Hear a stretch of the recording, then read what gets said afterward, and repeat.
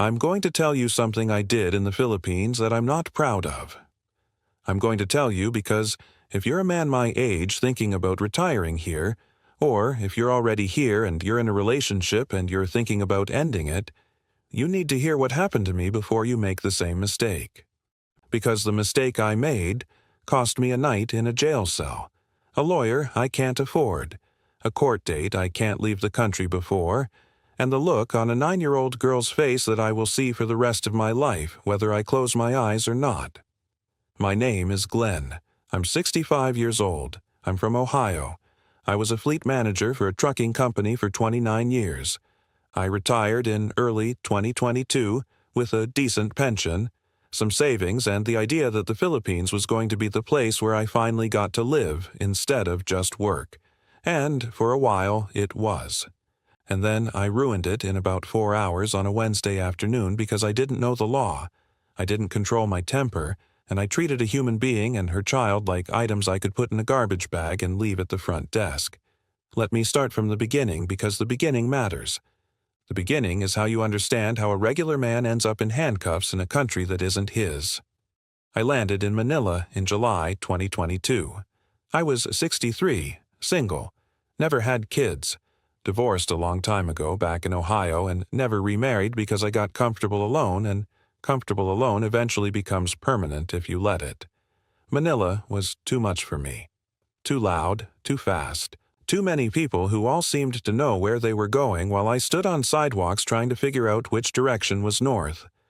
I lasted about 3 weeks before someone at a bar told me to check out Angeles City, up near Clark. Cheaper, calmer, big expat community, good food. So I went. Angeles was easy. I found a furnished condo near a mall. Rent was about 15,000 pesos a month, maybe $270. The expat community was mostly older guys like me, retirees from America, Australia, England, a couple of Canadians. We'd meet for coffee in the morning, beers in the evening, and swap stories about our lives back home that got more impressive every time we told them. I was comfortable. My pension covered everything with room to spare. I was eating well, sleeping well, getting some sun for the first time in decades, and generally feeling like I'd made the smartest decision of my life. I met Jen in October 2023, about 15 months after I'd arrived. She was working at a call center near the mall, 36 years old, single mom. Had a daughter named Mia who was 9 and living with Jen's mother in the province, about 3 hours south, somewhere in Panay. Jen was smart. She spoke excellent English, obviously, because of the call center work. She was funny. She had this way of teasing me about my accent and my inability to eat spicy food that made me laugh at myself in a way I hadn't in years. We started seeing each other, dinners, walks, weekends. She wasn't looking for a foreigner to take care of her. She had a job. She paid her own rent. She sent money to her mother every month for Mia's school and food. She had her own life. I was an addition to it, not the foundation of it. I want to be clear about that because it matters for what comes later. After about 4 months together, she started staying at my condo most nights. After 6 months, we were essentially living together. It happened gradually the way these things do. A toothbrush appears, then clothes in the closet, then her shampoo on the shelf. Then one day you realize the apartment has 2 people's stuff in it, and neither of you ever officially had the conversation about moving in together. It just became the reality. Things were good. I want to say that plainly, because if I don't, the rest of this story sounds like I was in a bad relationship that went wrong. I wasn't. I was in a good relationship. Jen was a good woman. She was kind. She was responsible. She kept the apartment cleaner than I ever had. She cooked food I didn't deserve. She called her daughter every night before bed, and I'd hear her voice change when she talked to Mia. Softer, lighter, the voice of a mother who missed her child and was working in a city 3 hours away so that child could eat and go to school. I respected that. I still respect that. In January 2024, about a year into the relationship, I told Jen I was getting tired of Angeles. It happens. Expats get restless. The same bars, the same conversations, The same guys telling the same stories. I wanted something different. And I said something that seemed romantic at the time and that I now understand was the first step toward everything falling apart. I said, let's move to Iloilo. Let's go to your province. You can be closer to Mia. We'll get a bigger place. You don't have to work anymore. I'll take care of everything. She lit up.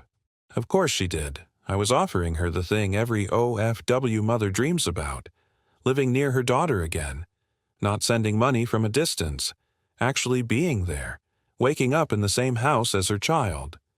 She didn't hesitate. She quit her job. We packed up the condo and flew to Iloilo. We found a 2-bedroom condo in a quiet area about 20 minutes from the city center. Her mother brought Mia to live with us. I paid the rent. I paid the electric. I paid for groceries, school supplies, uniforms, everything. Jen took care of the house, the cooking, the cleaning, Mia's homework. Mia called me Tito Glenn.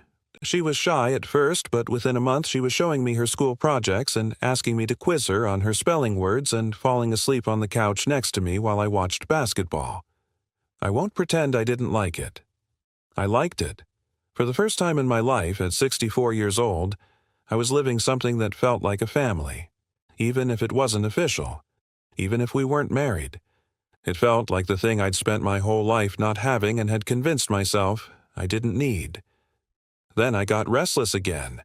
And I need to be honest about this because if I'm not, this story is useless to you. The restlessness wasn't about Iloilo. It wasn't about the city or the weather or the boredom. It was about the weight. I'd gone from a man with no responsibilities, no obligations, no one depending on me, to a man supporting 3 people. Rent, food, electric, water, Mia's school, Jen's phone. Her mother needed something every month. A cousin needed something. There was always something. The soft gravity of being the provider in a Filipino family had settled onto me, and it wasn't the money that bothered me. It was the permanence.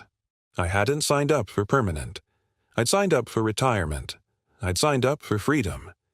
And freedom, I was starting to realize, doesn't feel very free when a 9-year-old is depending on you and a woman has quit her job because you told her to. By June, I was done. Not done with the Philippines. Done with the situation. I wanted out of the relationship.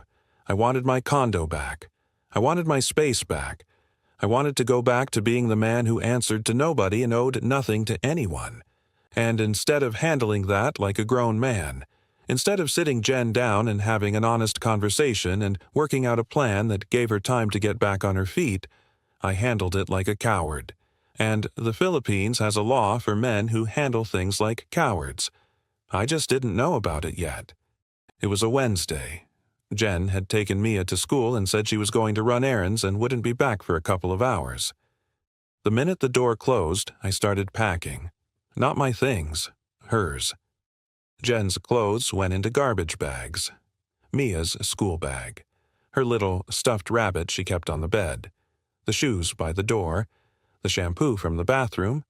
The rice cooker she'd brought from her mother's house. All of it. Garbage bags and cardboard boxes. I carried it all down to the lobby in 3 trips.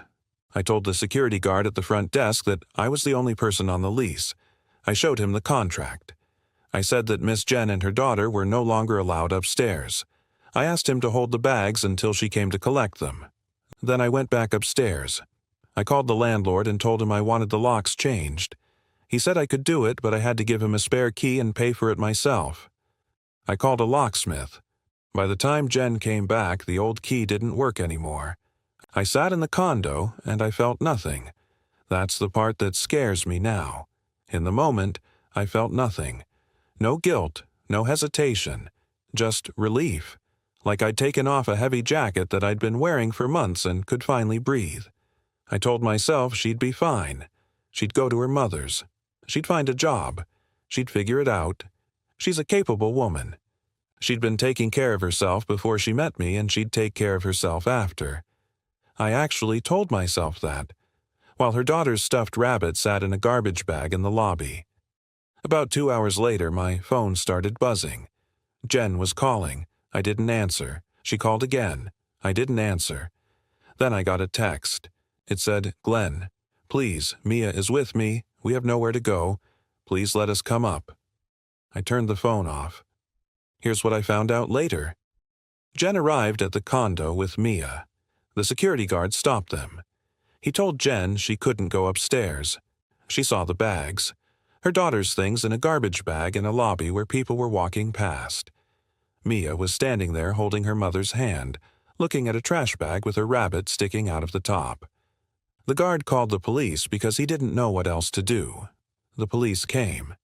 Then they called the Department of Social Welfare and Development, the DSWD. The social workers came and sat with Jen and Mia. They took them to a shelter that night. Not a nice shelter. A shelter where homeless people sleep. A shelter where abandoned children stay. That's where a 9-year-old girl who had been doing her spelling homework on my couch 3 days earlier spent the night because I put her belongings in a garbage bag and changed the locks. The police came upstairs. I opened the door. The officer spoke decent English. He asked me what was going on. I showed him the lease. I told him Jen wasn't on it. I told him the relationship was over and I wanted her out. He looked at me for a moment and asked, "Are you sure this is what you want to do, sir?" I said yes. He left. I shut the door. I thought it was over. It was not over. The next morning, I woke up to a knock on the door. 2 police officers. They had a warrant. I was arrested for violation of Republic Act 9262, the Anti-Violence Against Women and Their Children Act. I didn't even know what that was. I had never heard of it. Not once in the 15 months I'd been watching YouTube videos about retiring in the Philippines had anyone mentioned it. Not one of the expat guys over coffee had ever brought it up. I learned about Republic Act 9262 in handcuffs. They took me to the police station. I spent 24 hours in a cell in Iloilo with concrete walls and a floor that was wet for reasons I chose not to investigate. My phone had 1 bar of signal. I called a lawyer whose number the guard gave me. The lawyer came the next day. I paid bail. I went back to the condo. And that's where I am now. Let me tell you what I'm facing. I have a criminal charge. Republic Act 9262 covers a lot of ground. It covers physical violence, yes, but it also covers economic abuse, psychological abuse, emotional distress, and causing mental or emotional suffering to a woman or her child. I didn't hit anyone. I never touched anyone. But what I did, locking a woman and her child out of their home, putting their belongings in garbage bags, leaving them with nowhere to go, causing a 9-year-old girl to sleep in a homeless shelter that falls under this law.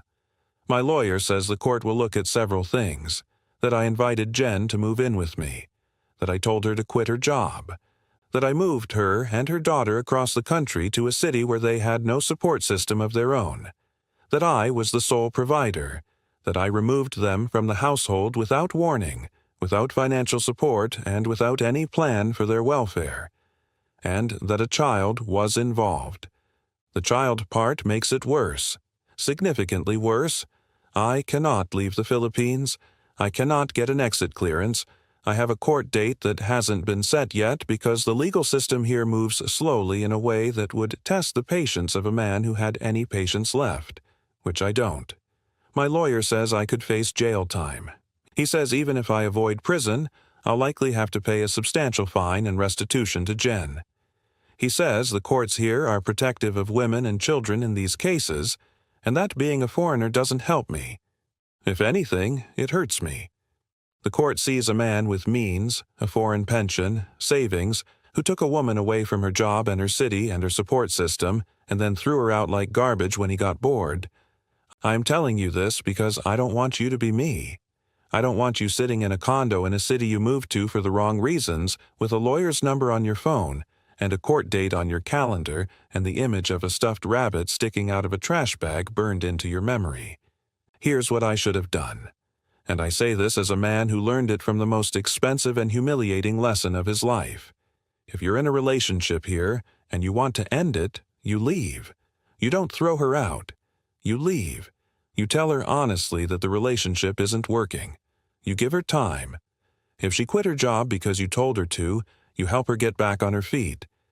If you moved her away from her city, you pay her way back. If her child is involved, you make sure that child has somewhere safe to be. You pay the rent for a few months while she finds work. You help her daughter get settled back in school.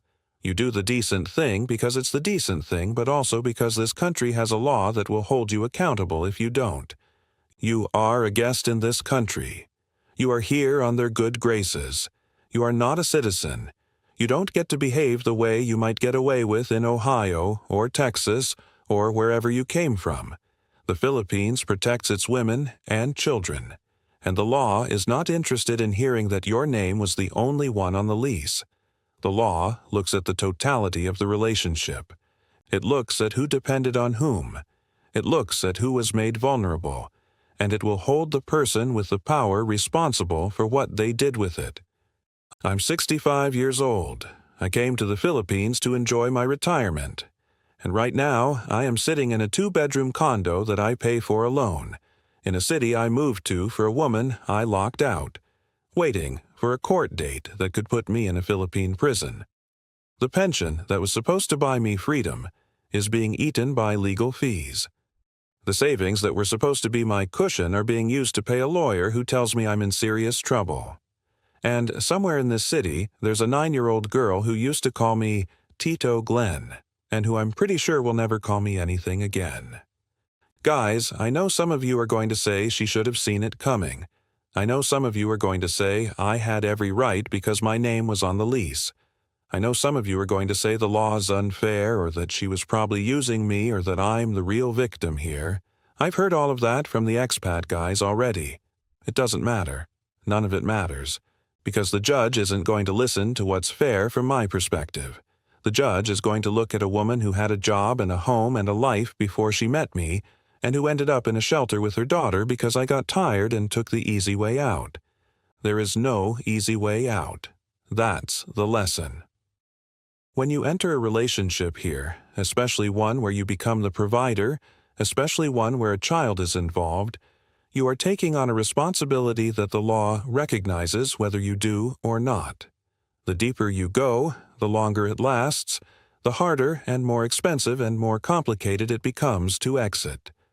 That doesn't mean you can't end a relationship. It means you can't end it the way I did. It means you can't do it in 4 hours on a Wednesday afternoon with garbage bags and a locksmith and a phone you turn off so you don't have to hear a woman begging you to let her and her child come home.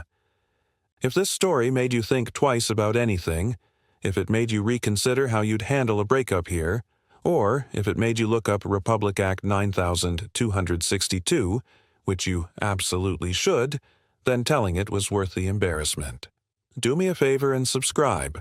I'm not going to pretend I'm someone you should admire. I'm someone you should learn from. There's a difference. And if you know a man who's in a relationship here and hasn't thought about what happens when it ends, send him this. Because nobody sent it to me. And I wish to God somebody had.